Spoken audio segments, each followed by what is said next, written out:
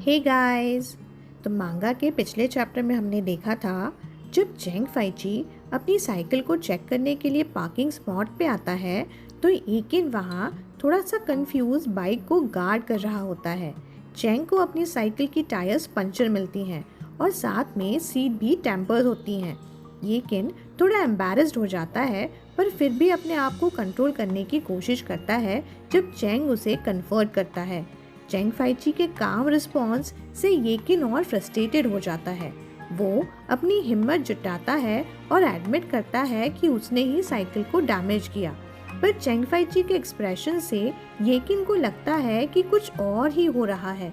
ये मोमेंट और बढ़ता है जब चेंग फाइची येकिन को पुलिस स्टेशन ले जाने का धोखा देता है, लेकिन जब येकिन वहां पहुंचता है तो पता चलता है कि वो बस एक बाइक रिपेयर की शॉप है। येकिन को रिलीफ का एक मोमेंट मिलता है, लेकिन उसका कंफ्यूजन और फ्रस्ट्रेशन बढ़ जाता है जब चेंग फाइची अपनी साइकिल को फिक्स करने लगता है और येकिन सोचता रहता है कि अब उसे क्या करना चाहिए, जाना चाहिए या रुक जाना चाहिए।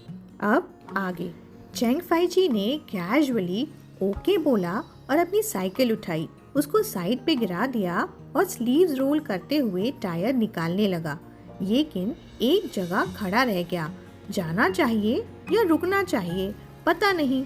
2 कदम आगे बढ़ा, अपनी रेड हुई रिस्ट को घुमा के देखा, फिर अपने पाम्स को पैंट के सीम से रब किया। नजरें नीचे गईं तो चेंग फाइची स्क्वाटिंग पोजीशन में बाइक का हालत देख रहा था और बस येकिन की एरोगेंस वापस आ गई। ये कचरा रिपेयर क्यों कर रहे हो, नया खरीद लो ना। चेंग फाइची ने जैसे अपना इग्नोर वाला मोड ऑन कर रखा हो। उसने ना तो जवाब दिया और ना ही कुछ रिएक्ट ही किया।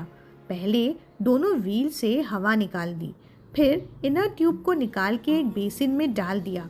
येकिन तो फुल क्लूलेस मोड में था, जैसे ये सब होते हुए उसने पहली बार ही देखा हो। भाई, ये टायर क्यों धो रहे हो तुम? चेंग फाइची ने फाइनली रिस्पॉन्स दिया। लीक का पता चला रहा हूँ। वाटर में छोटी छोटी बबल्स उठने लगी। जिस जगह से लीक हो रहा था उस पे मार्क कर दिया और फ्रिक्शन स्टिक से पॉलिश करना शुरू किया। येकिन और क्लोज आके ऑब्जर्व करने लगा। ये काम तो बहुत झंझट वाला लगता है। उसके प्रिटी हैंड्स गंदे हो गए। 1 सेकेंड भी वेस्ट किए बिना उसने पूछ लिया, तुम बाइक भी रिपेयर कर सकते हो? येकिन ने स्टिल वर्ड को यूज किया था, जैसे मान के चला हो कि चेंग फाइची के पास ऑलरेडी और बहुत सारी स्किल्स हैं, पर उसको खुद ही समझ नहीं आया कि वो चेंग फाइची के साथ कैजुअली बातचीत चालू कर चुका है। सिर्फ ब्लिंक ब्लिंक मोड में बैठा रहा, आंसर का इंतजार करता हुआ। चेंग फाइची ने थोड़ा सा साइड ग्लांस मारा, एक कपड़ा उठाया और उसकी तरफ फेंक दिया। साइकिल को वाइप करके साफ कर दो। येकिन ने वो कपड़ा देखा, एकदम गंदा सा था। बहुत बार हाथ बढ़ाया लेकिन छू ही नहीं पाया। फिर अचानक से जैसे उसे एक आइडिया आया, कपड़े को एक कोने से पकड़ लिया और निगोशिएट करने वाले मोड में बोला, अगर मैं गाड़ी साफ कर दूंगा तो तुम मुझे पुलिस स्टेशन नहीं ले जाओगे, डील? चाहे जितना फियरलेस क्यों ना हो, येकिन अभी भी एक टीनेजर ही था। पुलिस स्टेशन कैसा होता है उसे कोई आइडिया नहीं था। बस एक ही थॉट था उसके मन के अंदर, कहीं उसे जेल के अंदर लॉक कर दिया और उसके हाथों में हथकड़ी पहना दी तो, मतलब उसकी हालत ही पतली हो गई थी। लेकिन येकिन का ये डर भी कुछ नहीं था चेंग फाइची की नजर के सामने होने के आगे। चेंग फाइची की एम्बर आंखों में जब भी कोई एक्सप्रेशन नहीं होता था तो उससे एकदम चिलिंग कोयल वाइब्स आती थी। येकिन तो पूरा फ्रीज ही हो गया था उसकी ये गेज देखकर। बस बोलने ही वाला था, मैं साफ नहीं कर सकता क्या? उसकी उसी मोमेंट पर चेंग फाइची ने एकदम येकिन से अपनी नजर हटाई और बस कैजुअली बोला, पहले पूरा वाइब कर लो फिर बात करेंगे। हमारे यंग मास्टर ये का असली फॉर्म यानी उसका लेजी मोड ऑन हो गया था। हमारे ये यंग मास्टर इतना लेजी है कि घर पे तेल की बोतल भी अगर गिर जाए तो ये हाथ ही नहीं लगाएगा। अपनी साइकिल की भी डस्ट तक तभी साफ करेगा जब चलानी हो। अब ये पुराने रंग बिरंगे साइकिल सीट को देखकर क्या ही करेगा। बस 2 बार कपड़ा मारा, फिर एकदम से गंदे कपड़े को देखकर उसे उल्टी जैसा फील हुआ। आखिर हमारे यंग मास्टर को साफ सुथरा रहने की आदत जो थी। उसने कपड़ा उठाया, पानी से धोया, फिर साइकिल की सीट एक बार पोंछी, फिर कपड़ा गंदा लगने लगा, फिर धोया। ऐसा कुछ हजारों बार किया उसने। पुराना मैकेनिक भी परेशान हो गया। फाइनली उस जिद्दी से ओल्ड मैन ने बोला, अरे भाई, कितनी बार धोओगे, बस ऐसे ही साफ कर दो। पिछले महीने पानी का बिल वैसे भी बहुत ज्यादा आया है। येकिन की सिर्फ 2 ही वीकनेस है, उसका आलसीपन और ठंड। ठंड यानी कोल्ड, विंटर सीजन। ठंड तो जैसे बर्दाश्त ही नहीं होती उसे। हमेशा गर्म पानी से फेस वॉश करना। बस थोड़ा सा भी ठंडा नल का पानी अगर टच हो जाए तो बस फिंगर्स उसकी आईज ही बन जाती हैं। और बस ओल्ड मैकेनिक से बात करते हुए येकिन का ये ठंड का फोबिया ट्रिगर हो गया। मैं दे दूंगा पैसे, बताओ कितना है। हाथ थोड़े और ऊपर किए और स्ट्रेट चैंगफाइची की तरफ पॉइंट कर दिया। इसका भी दे दूंगा, मतलब बाइक रिपेयर का भी खर्चा उठा लूंगा। ओल्ड मैकेनिक तो ये सब मजाक ही समझकर हंस दिया। एक सिगरेट मुंह में डाली, चिल पोज में आया पर कुछ बोला नहीं। येकिन ने फुल खिसियाते हुए पॉकेट से डायरेक्ट कुछ नोट निकाले, टेबल पे धप से रख दिए। बस ये ठीक है या और चाहिए? अब ओल्ड मैकेनिक अंकल फुल मजाक मोड में आ गए थे। सिगरेट का एक कश लेते हुए बोले, बेटा चैंग, ये इतना जनरस दोस्त कहाँ से मिला तुझे? चैंगफाइची 1 सेकंड भी बिना सोचे बोला, वो दोस्त नहीं है। तो ओल्ड मैन बोला, अच्छा तो फिर कौन है? चैंगफाइची का एक्सप्रेशन सडनली हल्की सी टीजिंग वाली स्माइल में बदला, फिर एकदम कैजुअल होते हुए बोला, रास्ते से उठाया है। येकिन की शर्म का लेवल तो मैक्स पर पहुंच गया था। गुस्से में वो कपड़ा बस हाथ में घुमाता रहा, दांत दबा लिए, पर कुछ बोला नहीं। येकिन का पेशेंस बस फुल खत्म ही होने वाला था जब उसकी माँ का कॉल आया। जैसे ही येकिन की मॉम ने पूछा, तुम अब तक वापस क्यों नहीं आए, बस तभी 3 बार अचानक से छींक मार दी उसने एक साथ। आंखों में पानी भी आ गया। एकदम पीठ मोड़ ली चैंगफाइची की तरफ और हल्की सी भारी आवाज में फोन पर बोला, बाहर खेल रहा हूँ माम, अब बस अभी आ जाऊंगा।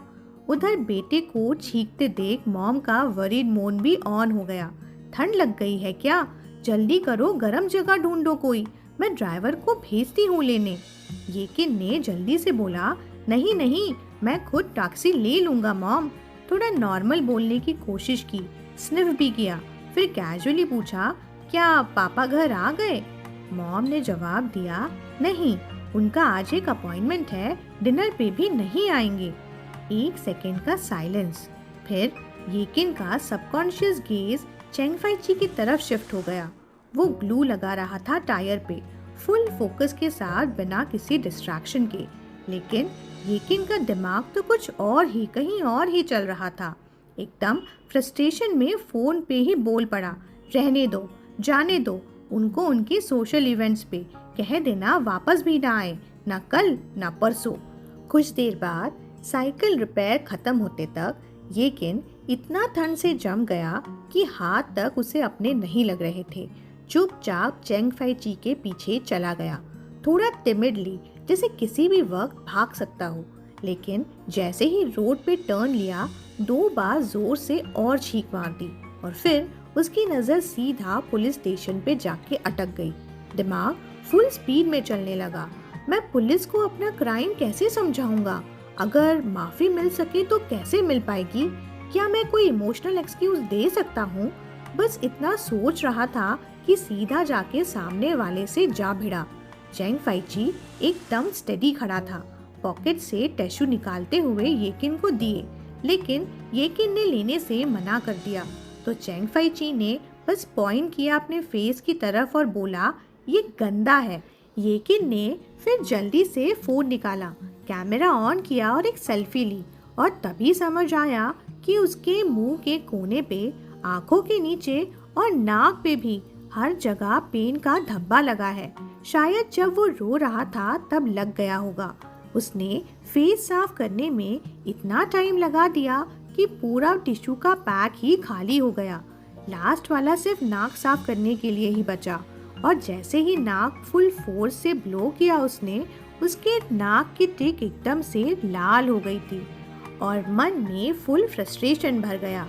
येकिन ने एकदम फुल टशन में अपनी पॉकेट से 100 युआन निकाला और चेंग फाइची की तरफ बढ़ाया। ये लो टिश्यू के पैसे। अब तक येकिन का सारा स्ट्रेस फ्लश हो चुका था। उसका चेहरा वापस ब्राइट हो गया था और वो अपना एरोगेंट मोड फिर से एक्टिवेट कर चुका था। लेकिन चेंग फाइची एक नज़र तक नहीं डाली उसके हाथ में जो पैसे थे, बस बिना कुछ बोले घूम गया और सीधा अपनी साइकिल पे जाके बैठ गया। येकिन तो एकदम कंफ्यूज मोड में, तुम पुलिस स्टेशन नहीं जा रहे? चेंग फाइची बिल्कुल शांत होके बोला, साइकिल रिपेयर हो चुकी है। येकिन एकदम फ्रीज, एक सेकंड के लिए तो जैसे उसके दिमाग की प्रोसेसिंग ही रुक गई और फिर दिमाग की बत्ती जली। उसने फुल गुस्से से बोला, तुम मेरे साथ मजाक कर रहे थे?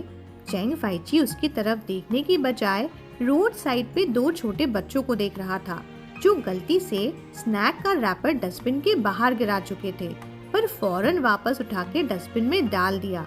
येकिन ऐसे ही देखता रहा। बच्चों के चले जाने के बाद चेंग फाइची स्लोली बोला, इवन छोटे स्कूल के बच्चों को भी पता है जो किया उसकी जिम्मेदारी उठानी पड़ती है। और यहीं हमारा चैप्टर खत्म होता है। तो जल्दी ही मिलते हैं गाइस अगले चैप्टर के साथ। Bye bye.